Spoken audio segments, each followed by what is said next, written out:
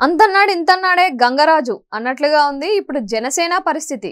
తెలుగుదేశం పార్టీతో పొత్తుకు ముందు వరకు జనసేనకు 60, 50, 40 సీట్లంటూ ఊరించి చివరికి పవన్ కళ్యాణ్కు టీడీపీ అధినేత చంద్రబాబు కేటాయించింది కేవలం 21 సీట్లేనని, తీరా అభ్యర్థులను పూర్తి స్థాయిలో ఖరారు చేసేశాక చూస్తే అందులో టికెట్లు పొందిన అసలు సిసలైన జనసేన నేతలు కేవలం 11 మందేనని ఆ పార్టీ నేతలు నిట్టూర్పు విడుస్తున్నారు.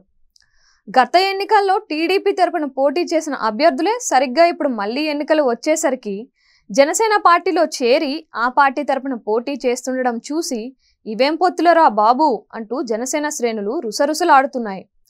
నిజానికి రెండు పార్టీలు మిత్రపక్ష పార్టీలే అయినప్పుడు పొత్తులో ఆ సీట్లు టీడీపీనే ఉంచుకొని జనసేనకు వేరే సీట్లు కేటాయించొచ్చు కదా అంటూ వారు మండిపడుతున్నారు.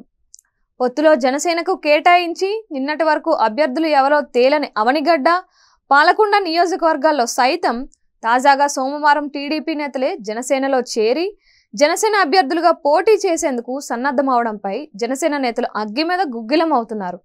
అలాగే జనసేనకు కేటాయించిన యలమంచిలి, భీమవరం స్థానాల్లో పార్టీ ఇప్పటికే అధికారికంగా ప్రకటించిన అభ్యర్థులు పంచకర్ల రమేష్, అంజిబాబు 2019 ఎన్నికల్లో టీడీపీ అభ్యర్థులుగా పోటీ చేశారని, ఇప్పుడు పొత్తు తర్వాత వారు జనసేనలో చేరిన విషయాన్ని ఆ పార్టీ శ్రేణులు గుర్తు చేస్తున్నాయి.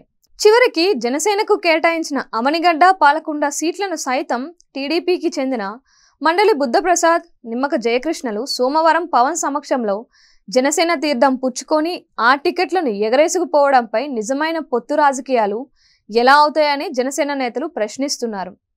ఇక పొత్తులో జనసేనకు ఇప్పుడు కేటాయించిన 21 స్థానాల్లో కేవలం నెల్లిమర్ల, కాకినాడ రూరల్, నర్సాపురం, తాడేపల్లిగూడెం, పోలవరం, తెనాలి, యలమంచిలి నియోజకవర్గాల్లో మాత్రమే గత ఎన్నికల్లో జనసేన తరపున పోటీ చేసిన వారే మళ్ళీ ఇప్పుడు పొత్తుల్లోనూ పోటీ చేస్తున్నారు. అలాగే పవన్ కళ్యాణ్ పోటీ చేసే పిఠాపురంతో పాటు నిడదవోలులో పోటీ చేస్తున్న కందుల దుర్గేష్ కూడా గత ఎన్నికల్లో వేరే నియోజకవర్గాల నుంచి జనసేన తరపున పోటీ చేశారు. ఇక గత ఎన్నికల్లో పోటీ చేయకపోయినా ఇప్పుడు రాజానగరం, రాజోలు స్థానాల్లో పోటీ చేస్తున్న జనసేన అభ్యర్థులు 4-5 ఏళ్లుగా పార్టీ కోసం పనిచేస్తున్నారని, మిగిలిన స్థానాల్లో మాత్రం ఇప్పుడు కొత్తగా పార్టీలోకి చేరిన నాయకులేనని అంటున్నారు. ఇకపోతే 2019 ఎన్నికల్లో జనసేన ఒంటరిగా పోటీ చేసిన సమయంలో కూడా దాదాపు 60 చోట్ల 10,000కు పైగా ఓట్లు వచ్చాయని, అందులో చాలా చోట్ల అప్పుడు పార్టీ తరపున పోటీ చేసిన అభ్యర్థులే 5 ఏళ్లుగా అక్కడ పార్టీ కోసం పని చేసుకుంటూ ఈ ఎన్నికల్లో మళ్లీ పోటీ చేయాలని ఆశించారు.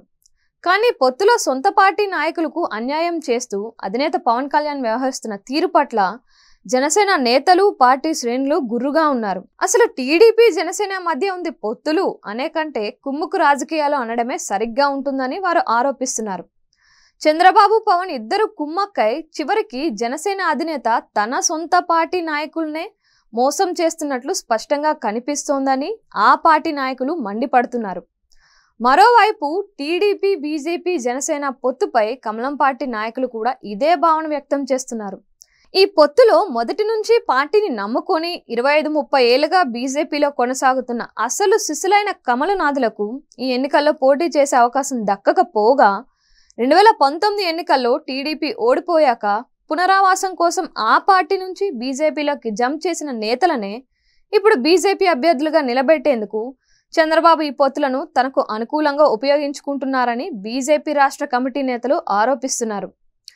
ఇదే విషయంపై ఆ పార్టీ రాష్ట్ర కమిటీ కీలక స్థానాల్లో ఉన్న 9 మంది జాతీయ నాయకత్వానికి లేఖ రాసిన విషయం తెలిసిందే.